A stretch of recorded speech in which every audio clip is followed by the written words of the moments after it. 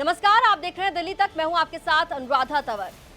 केंद्र सरकार 19 मई को दिल्ली में अध्यादेश लेकर आई थी, जिसे दिल्ली की केजरीवाल सरकार ने सुप्रीम कोर्ट में चुनौती दी थी। आज 20 जुलाई को उसी मामले पर सुप्रीम कोर्ट में सुनवाई हुई, लेकिन साथ ही आपको बता दें कि डीआरसी चेयरमैन की नियुक्ति पर जो विवाद हुआ था, उस मामले को भी दिल्ली की केजरीवाल सरकार ने सुप्रीम कोर्ट में चैलेंज किया था, जिसके बाद उस मामले में भी आज सुप्रीम कोर्ट में सुनवाई हुई। सबसे पहले अगर ऑर्डिनेंस की बात करें तो ऑर्डिनेंस के मामले पर सुप्रीम कोर्ट ने इस मामले को संवैधानिक पीठ के पास भेज दिया है, लेकिन दूसरी तरफ डीआरसी चेयरमैन की नियुक्ति के मामले पर भी जब सुनवाई हुई, तब ये पूछा गया कि एलजी और दिल्ली की सरकार को साथ में बैठकर डीआरसी चेयरमैन की नियुक्ति पर सहमति बनाने के लिए पिछली सुनवाई के दौरान सुझाव दिया गया था, जिसके बाद ये जानकारी मिली कि दोनों के बीच कोई सहमति नहीं हुई है, यानी कि उपराज्यपाल और दिल्ली सरकार के बीच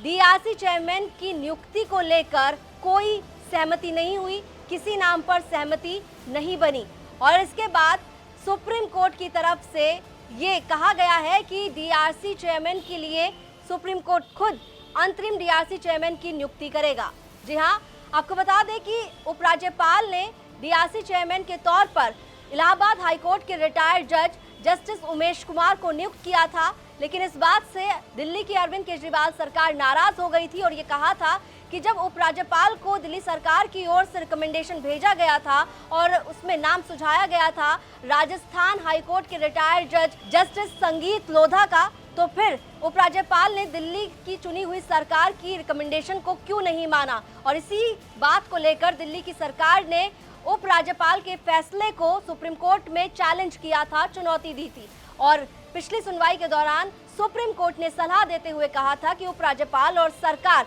आपस में बैठकर तय करें, लेकिन कोई सहमति नहीं बनी दोनों के बीच। आपको बता दें कि जब सुप्रीम कोर्ट को बताया गया कि दिल्ली की चुनी हुई सरकार और उपराज्यपाल डीआरसी के अध्यक्ष की नियुक्ति के मुद्दे पर सर्वसम्मति पर नहीं पहुंच सके हैं, तो फिर चीफ जस्टिस डी.वाई. चंद्रचूड़ की अध्यक्षता वाली बेंच ने इस मुद्दे पर पूछा कि क्या आप दोनों किसी एक जज को डीआरसी के अध्यक्ष पद के लिए नियुक्त नहीं कर सकते हैं। डीआरसी के चेयरमैन की नियुक्ति के मुद्दे पर अदालत ने कहा कि ये काफी दुखी करने वाली बात है कि किसी को संस्था की परवाह नहीं है और वो सिर्फ झगड़ा करते हैं। दूसरी ओर दिल्ली के उपराज्यपाल की ओर से अदालत में पेश हुए सीनियर एडवोकेट हरीश साल्वे ने कहा कि डीआरसी के अध्यक्ष को लेकर सुप्रीम कोर्ट अपनी तरफ से नाम सुझा सकते हैं। केंद्र सरकार की तरफ से अदालत में मौजूद सॉलिसिटर जनरल तुषार मेहता ने कहा कि संस्थाएं बिना अध्यक्ष के नहीं रह सकती हैं और बेंच चाहे तो डीआरसी के अध्यक्ष को नियुक्त कर सकती है। सुप्रीम कोर्ट की बेंच में शामिल जस्टिस पीएस नरसिम्हा और मनोज मिश्रा ने कहा कि पार्टियां दिल्ली